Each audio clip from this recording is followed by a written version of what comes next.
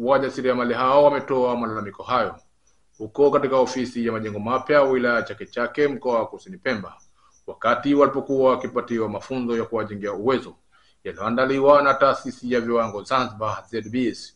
Wamesema iwapo zitatuliwa baadhi ya kero ambazo zimewakabili, itasaidia kufanya kazi zao kwa uweledi. Tuletee Pemba maabara ndogo ambapo itaweza kutusaidia kuipima malighafi kabla ya kuingizwa katika mchakato wa uzalishaji, ili kujua kama malighafi hii ni salama kuzalishia ama sio salama. Hii itatusaidia na sisi kuondosha ule usumbufu wa kufeli katika bidhaa zetu kila siku, ambapo ukitengeneza bidhaa ikifeli unakula hasara wewe mzalishaji. Mara ya kwanza imefeli, unaweka unangosi usitumike katika jamii, unaweka pembeni. Mara ya pili unaweka pembeni. Unakuta kila siku unazalisha bidhaa unafeli. Tatizo kulijui liko wapi? Na watu wa ZBS na kwa mkizalisha wapo wanashuhudia mnazalisha. Njia zote tunazopitia kawaida ndizo hizo mnazopitia kila siku.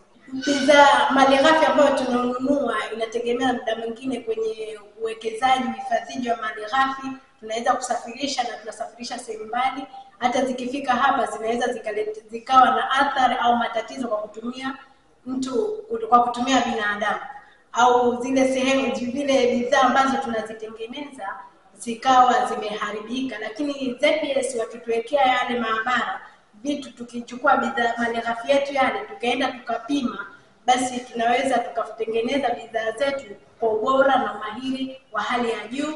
Changamoto ambazo tunakuwepo nazo sana wajasiriamali ni kutopata ile alama ya ubora, na sana ni kutokana na zile hofu zetu juu ya kutokuwa na eneo rasmi, na hii ni changamoto kwa sababu wajasiriamali wadogo inakuwa tunapata ile shida ya kupata eneo ambalo ni rasmi, ingawa kwa sasa sisi wajasiriamali tumepata fursa kuwa tunazalisha. Na hao viongozi wa taasisi ya viwango Zanzibar ZBS, mkurugenzi Salam Saidi pamoja na afisa wa sheria wa taasisi hiyo Ndugu Mohamed Idrisa Huseni wameeleza, kama tulivyochukua juhudi kubwa ya kuweza kuinvesti kwa ajili ya kuwapatia mafunzo haya, kuna matumaini makubwa sana kwamba tuliyowapa yote yana maana na mtayafanyia kazi kwa vile ambavyo sisi tumekusudia.